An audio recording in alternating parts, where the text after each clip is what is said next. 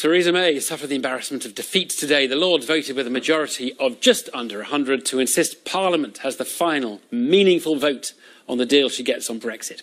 The PM will whip her MPs to try and overturn this defeat when the bill comes back to the Commons, probably next week. Now, Theresa May is hailed as the most unassailable Prime Minister we've had for years. She's got a weak opposition and a united party. But when you think on it a little, you remember she only has a small majority in the Commons, so she's vulnerable on all sorts of thorny issues, such as Brexit or grammar schools or the number of refugees we take in. And that's why some colleagues, including William Hague in his Daily Telegraph column today, have said she should call a general election to strengthen her position. Nick Watt, our political editor, is here. Nick, how popular is that view among Conservatives? Well, Downing Street gave the William Hague idea pretty short shrift, but I'm told there is something of a debate going on involving members of the Cabinet about whether an early election may be a good idea. Now, these Cabinet ministers accept and respect Theresa May's view that an election now would be wrong. What they say is if you did it right now, it would look like you were doing it for the benefit of the Conservative Party, because it would be about sort of exploiting Labour weaknesses at a bad moment for the Labour Party. But these ministers are saying over the next 2 years, you may be able to mount an argument that it is in the national interest to hold an election before the due date in 2020. And the moment that they're identifying is when the government seeks to introduce the Great Repeal Bill. Now, this is the legislation that will annul the legislation underpinning our membership of the EU, and it will put all that EU legislation, the so-called acquis communautaire, into UK law, and then the UK will be able to decide which bits of that legislation it wants to keep. And I'm told that these ministers have identified 2 danger points with that piece of legislation. Danger point number 1 is when it's in the House of Lords. We've seen the House of Lords baring their teeth this week, but there's a feeling in government circles that if the Commons can overturn those amendments from the Lords, then the Lords will throw in the towel, because they will not want to be accused of thwarting the will of the people on Brexit. There will be no such qualms on the Great Repeal Bill, they think. And the second danger identified by ministers is that the Scottish Parliament may say that under the original devolution settlement, that Great Repeal Bill needs their consent. Nick, thanks. Well, as I said, perhaps the Prime Minister may be vulnerable with such a small majority. Chris Cook's been looking at that. A busy College Green here in Westminster is a sign that something is about to happen in Parliament. Tomorrow is Budget Day, which is a day when the government usually looks at its most imperious. The whole structure of the day really favours the people in power. It also comes as the Conservative Party is racking up enormous poll leads, consistently in double digits over the Labour Party. But might that mean that we're overstating just how strong Theresa May's position really is? Critically, take a look at the Lords, where the government does not have a majority. As of tonight, Theresa May has lost 24 votes in the upper house. Well, we look at issues where we can make a difference and perhaps persuade the House of Commons and the government to think again. Things like the housing bill, we've asked the Commons to think again on that, on trade union legislation, on education, indeed on some of the aspects of Brexit. Indeed, just this evening, the Lords have defeated the government again on Brexit. They've passed an amendment demanding what they call a meaningful vote by Parliament on the terms of Brexit at the end of the negotiation, one of 2 Lords' amendments on the Brexit bill. Everyone in this House knows that we now face the most momentous peacetime decision of our time. And this amendment, as the noble Lord has so clearly set out, secures in law the government's commitment, already made to another place, to ensure that Parliament is the ultimate custodian of our national sovereignty. I'm in a minority in this House because I support the views of the majority of people in this country. This House is absolutely full of people who still haven't come to terms with the results of the referendum. So what now? Well, the effect of these votes is to reopen the legislation in the Commons, and so potentially re-empower rebel Tory backbenchers to negotiate new concessions from Theresa May. If we take the Article 50 bill, there were small numbers of Conservative rebels on some key issues when the bill went through the Commons. notably on the rights of EU citizens to remain in the UK and on the parliamentary vote at the end of the process. It's no coincidence that those are the issues that the Lords has taken up very strongly and is seeking to throw back to the Commons to ask the Commons to think again. And what it's doing really there is facilitating those negotiations between her and her backbenchers. If the backbenchers are satisfied, she will get her way, but she may need to offer them more assurances in order to get the bill through. Theresa May will ask MPs to overturn the peers' amendments, and it's plausible she might not win both of those votes. Her majority is currently just 17, and that's why the Lords can trouble the government so much. They complain, we haven't got a majority. Well, this is the first Conservative government never to have had an automatic majority in the House of Lords, but no Labour government ever had a majority in the House of Lords. You win your case, you persuade, you articulate, you make that case, and that's what the government needs to understand and needs to do. But some Tories want a quick election. They say it could mean a bigger Commons majority, and peers don't pick fights over items once they've been put in a manifesto.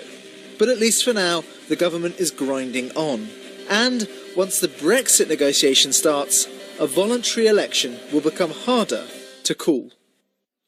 Chris Cook there. Well, as you heard, one test of the Prime Minister's strength comes next week when Remainer MPs have to decide whether to support her on the Brexit bill or to side with the Lords who've amended it. The issue is whether Parliament should get a meaningful vote on any Brexit deal when it's agreed. Let's focus on that now. I'm joined by Gina Miller, who famously brought the legal case for Parliament to have a vote on Article 50. She's in Brussels. And Theresa Villiers here, former Northern Ireland Secretary and leading Brexiteer. Evening to you both. Theresa Villiers, just as we were watching that, a flash came up saying Lord Heseltine has been sacked as a government advisor because he rebelled on the bill. Is that showing a kind of sensitivity to all of this, a bit of a brittleness to it? Well, Michael Heseltine has a very long and distinguished record of service to the Conservative Party, but he is very much out of line with the majority feeling within the Conservative Party and indeed within the country. And you can't tolerate his... I mean, he's not even a member of the government, is he? He's just an advisor. But you have to kind of show how tough the discipline is going to be. Well, I don't know the circumstances around this, but I think it was almost inevitable when he was rebelling on such a crucially important issue. Gina Miller, look, let's talk about this idea of a vote at the end of the process. Is it the case that you would like Parliament to have the option, if they don't like the deal Theresa May comes back with, is it the case you would like them to have the option to say, look, let's just stay in the EU, or let's have a referendum on staying in the EU rather than going through with Brexit?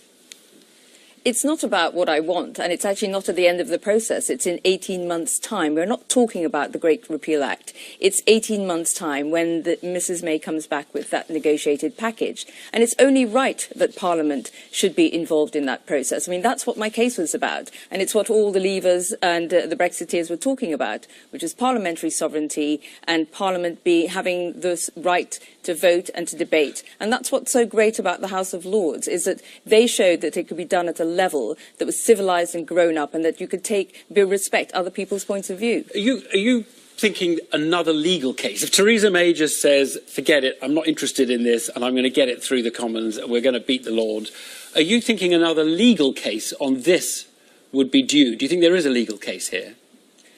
Well, if you go back to the judgment in my case at the Supreme Court, it said that only Parliament could take away or diminish people's rights. And at 18 months' time, we won't know what rights have been taken away because we don't know, we don't have a crystal ball, we don't know what the package will be. And so if you look at the judgment, there is some thinking that it could be that if Mrs May bypasses Parliament and doesn't deliver on her promise, if this amendment doesn't get in, that there could be a case for us to take back to Parliament, to the court, to say, can she act on her own without Parliament? Right.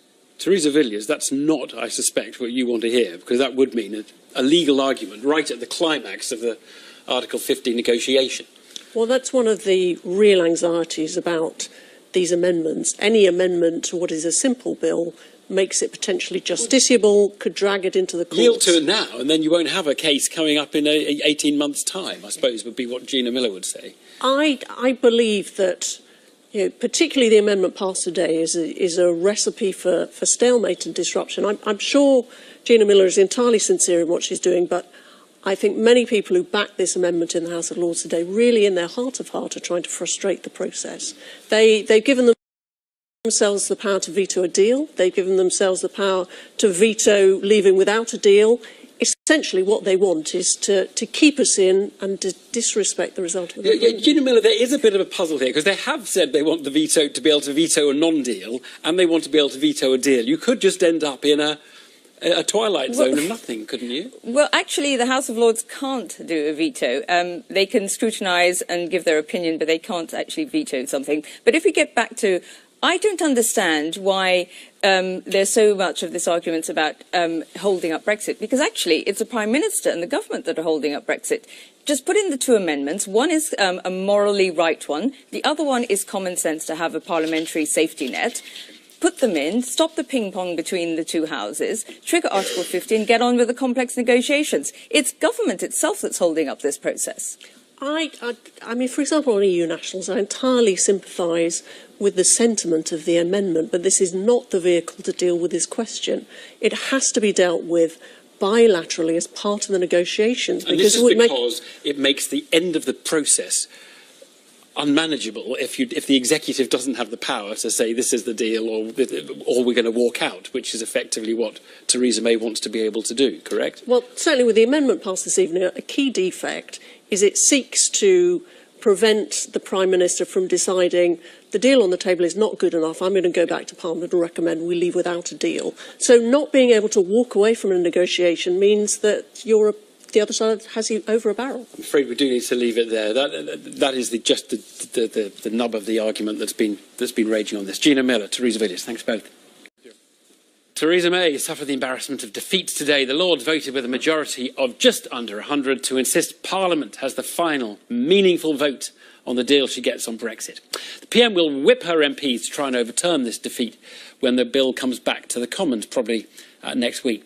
Now, Theresa May is hailed as the most unassailable Prime Minister we've had for years. She's got a weak opposition and a united party. But when you think on it a little, you remember she only has a small majority in the Commons, so she's vulnerable on all sorts of thorny issues, such as Brexit or grammar schools or the number of refugees we take in. And that's why some colleagues, including William Hague in his Daily Telegraph column today, have said she should call a general election to strengthen her position. Nick Watt, our political editor, is here. Nick, how popular is that view among Conservatives? Well, Downing Street gave the William Hague idea pretty short shrift, but I'm told there is something of a debate going on involving members of the Cabinet about whether an early election may be a good idea. Now, these Cabinet ministers accept and respect Theresa May's view that an election